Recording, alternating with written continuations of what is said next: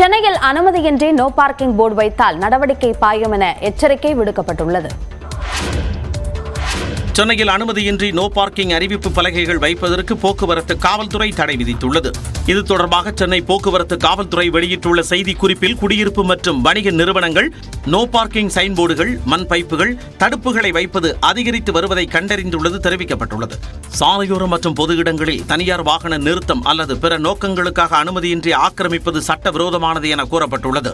Motor வாகன சட்டம் 1988 பிரிவு 116 படி போக்குவரத்து பலகைகளை அமைக்க அரசு அதிகாரிகளுக்கு மட்டுமே அதிகாரம் உள்ளதாகவும், எனவே உயர்நீதிமன்ற உத்தரவுப்படி அனுமதியின்றி பலகைகள் அல்லது பொருட்களை வைத்து பொது சாலைகளுக்கு இடையூறாக செயல்படுவோர் மீது கடும் நடவடிக்கை எடுக்கப்படும் எனவும் எச்சரிக்கை விடுக்கப்பட்டுள்ளது. மேலும் அனுமதிக்கப்படாத இடங்களில் வாகனங்கள் நிறுத்தப்படுவது குறித்து பொதுமக்கள் 103 அல்லது 100 என்ற எண்ணில் தகவல் தெரிவிக்கலாம் எனவும் தெரிவிக்கப்பட்டுள்ளது. வாகன நிறுத்தம் தொடர்பான பலகைகளை வைப்பதற்கு முன் அரசு போக்குவரத்து அதிகாரிகளிடம் இருந்து உரிய அனுமதிகளை பெற வேண்டும் எனவும் சென்னை போக்குவரத்து காவல்துறை அறிவித்துள்ளது. 10 கோடி ரூபாய் மான நஷ்ட ஈடு கோரி பகுஜன் சமாஜ் கட்சி மாநில பொதுச் செயலாளர் ஜெய்சங்கருக்கு தமிழ்நாடு காங்கிரஸ் கமிட்டி தலைவர் செல்வ பெருந்தகை வக்கீல் நோட்டீஸ் அனுப்பியுள்ளார்.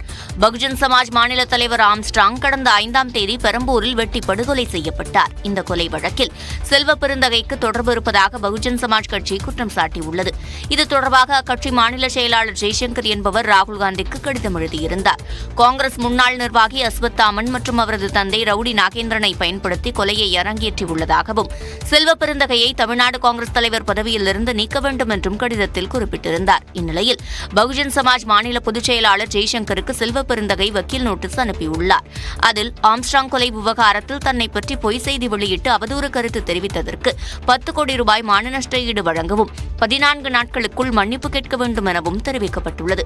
ஏற்கனவே காவல் ஆணையர் அலுவலகத்தில் புகார் அளிக்கப்பட்ட நிலையில் தற்போது வக்கீல் நோட்டீஸ் அனுப்பப்பட்டுள்ளது.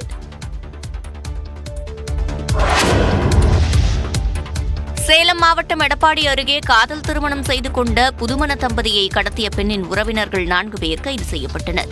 இருப்பாளி கிராமத்தைச் சேர்ந்த ராஜவேலு தனது உறவுக்கார பெண்ணான சோனியாவை காதலித்து திருமணம் செய்து கொண்டார். இருவரும் அண்ணன் தங்கை உறவுமுறை என்பதால் சோனியாவின் பெற்றோர் இவர்களது காதலுக்கு எதிர்ப்பு தெரிவித்ததாக கூறப்படுகிறது. சிறிது காலம் திருப்பூரில் தங்கியிருந்த இவர்கள் அண்மையில் சொந்த ஊருக்கு குடியேறியுள்ளனர்.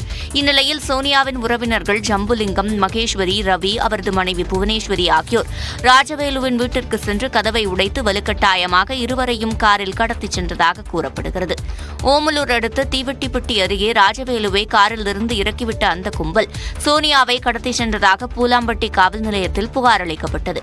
அதன் பேரில் வழக்கு பதிவு செய்த காவல்துறையினர் கடத்தலில் ஈடுபட்ட சோனியாவின் உறவினர்கள் 4 பேரையும் கைது செய்தனர். இதனையடுத்து சோனியாவை அவரது கணவர் ராஜவேலுவுடன் அனுப்பி வைத்தனர்.